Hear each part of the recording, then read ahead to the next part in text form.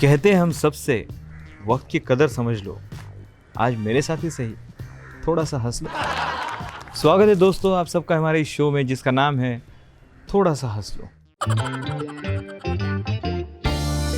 दोस्तों आज मैं आपसे कुछ सीरियस बातें करने जा रहा हूँ। आप भी सोचोगे कि शो का नाम थोड़ा सा हंस लो है और मैं सीरियस बातें कर रहा हूँ, लेकिन क्या करें दोस्तों, ज़माना ही कुछ ऐसा आ गया है। जब भी कोई सीरियस बात करता है तो लोग ठहाके लगा लगा के हंसते हैं। नहीं सॉरी, मैं किसी नेता या न्यूज़ चैनल की बात नहीं कर रहा हूँ, वो कुछ अलग कैटेगरी में आते हैं। मैं बात कर रहा हूँ हमारे देश के सबसे बड़े नेता की, प्रधानमंत्री मोदी जी की।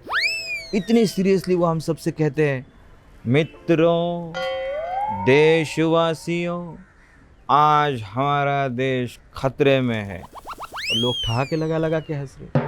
मतलब मेरी तो समझ में नहीं आ रहा है कि ये क्या माजरा है। हमारे देश का कानून बहुत अजीब है।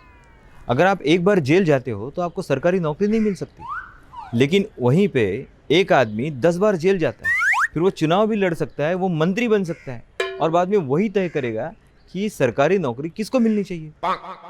दोस्तों आजकल व्हाट्सएप का ज़माना है, जिसे देखो व्हाट्सएप में लगा हुआ है, कई सारे ग्रुप्स बनते हैं, आप भी होंगे बहुत सारे ग्रुप्स में, इसमें बहुत सारी चीज़ें शेयर होती है। अब एक दिन यमराज जी ने व्हाट्सएप ग्रुप ज्वाइन कर लिया। कुछ दिन तो बहुत मज़े किए और फिर एक दिन चित्रगुप्त से बोले, ओ यार चित्रगुप्त, ये व्हाट्सएप और फेसबुक पे जो ज्ञान का आदान प्रदान होता है, इसको देख के तो मुझे लगता है धरती पे लोग बहुत खुश हैं, स्वर्ग का आनंद ले रहे हैं, लेकिन इनके चेहरों पे वो खुशी नजर नहीं आती। क्या प्रॉब्लम हो सकती है? चित्रगुप्त बोले, देखो भैया, कल मैंने आपको पेट दर्द का एक आयुर्वेदिक नुस्खा फॉरवर्ड किया था, कैसा था?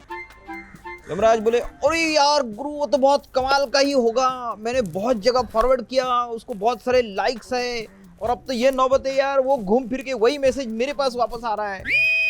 चित्रगुप्त बोले, वो सब ठीक है, मेरे को एक बात बताओ, आपने उसको आजमाया?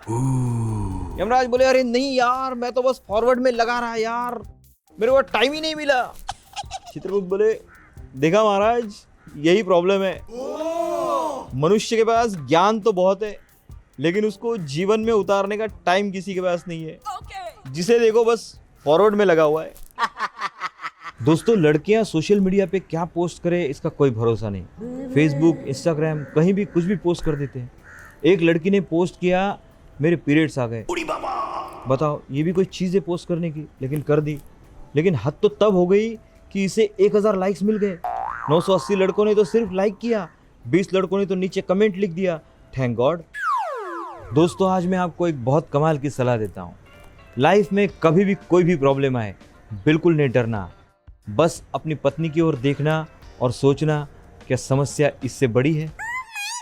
दोस्तों आजकल कुत्ते भी बहुत समझदार हो गए। एक दिन एक महिला बहुत अच्छी नस्ल का एक कुत्ता ले आई। पहले ही दिन खेलते खेलते कुत्ते ने घर के ड्राइंग रूम में बिछे बहुत महंगे कारपेट पे पॉटी कर दी। महिला को बहुत गुस्सा आया, उसने उससे डांट लगाई और उससे कहा कि आइंदा अगर ऐसे किया तो वो उसे बाहर फेंक देगी। दूसरे दिन कुत्ते ने फिर उसी कारपेट पे पॉटी कर दी। महिला को गुस्सा आया, महिला ने कुत्ते को उठाया और खिड़की से बाहर फेंक दिया। ये सिलसिला 10 दिन तक चलता रहा। आखिरकार 11वें दिन उस कुत्ते में बदलाव आया। उसने रोज की तरह उस महंगे कारपेट पे पॉटी की, लेकिन इससे पहले कि मालकिन उसे उठा के फेंक दे, वो खुद ही खिड़की से कूद के भाग गया। दोस्तों कुत्ते के समझदारी की एक और मिसाल मैं आपको देता हूँ। एक आदमी विदेश से एक बहुत समझदार कुत्ता खरीद के ले आए। वो इतना समझदार था कि सूंघ के अपने मालिक के रिश्तेदारों को पहचान लेता था। घर लाते ही मालिक ने उसे आदेश दिया, जाओ और स्कूल से मेरे बच्चों को लेके आओ। कुत्ता गया, लेकिन बहुत देर तक आया ही नहीं। मालिक को चिंता होने लगी, पत्नी हाय तौबा करने लगी, तो मालिक कुत्ते को ढूंढने निकले। थोड़ी दूर जाके उन्होंने देखा कि कुत्ता अपने साथ 5 बच्चों का झुंड लेके आ रहा है। उन 5 बच्चों में 2 थे उनकी नौकरानी के, 2 थे पड़ोसन के और 1 था उस आदमी की साली का। ये देख के वो औरत बहुत गुस्सा हो गई, बोली, तो अच्छा ये 5 बच्चे तुम्हारे हैं? उस आदमी ने कोई जवाब नहीं दिया, बिल्कुल शांत रहा और शांति से अपनी पत्नी से कहा, वो तो मैं तुम्हें बाद में बताऊंगा, पहले मुझे ये बताओ कि इन 5 में हमारे 2 बच्चे क्यों नहीं हैं? दोस्तों कुत्ता समझदार था, मालिक के जो 5 बच्चे थे वो ले आया, जो 2 उसके नहीं थे वो स्कूल छुड़ाया। मोदी जी ने सारे देशवासियों से कहा कि आप आत्मनिर्भर बनो। हमने कहा मोदी जी हम ना सरकार पे पहले निर्भर थे ना अब हैं। मोदी जी की इस आदेश के बाद आरबीआई का एक संदेश जारी हो गया कि आत्मनिर्भर बनने के चक्कर में खुद अपने घर में ही नोट मत छाप लेना। एक सज्जन इतने आत्मनिर्भर हो गए कि बीवी का खराब मूड देख के खुद को ही 4 बेलन मार लिए। वाह, इसे कहते हैं आत्मनिर्भर पति। कल मुझे मेरी बैंक से कॉल आया ईएमआई के लिए। मैंने भी उनसे कह दिया कि अरे कितने दिन दूसरों से पैसे मांगते रहोगे, आत्मनिर्भर बनो। तो दोस्तों, कैसा लगा आज का हमारा ये एपिसोड आपको? हमारी तरफ से ये छोटी सी कोशिश थी आपको हंसाने की।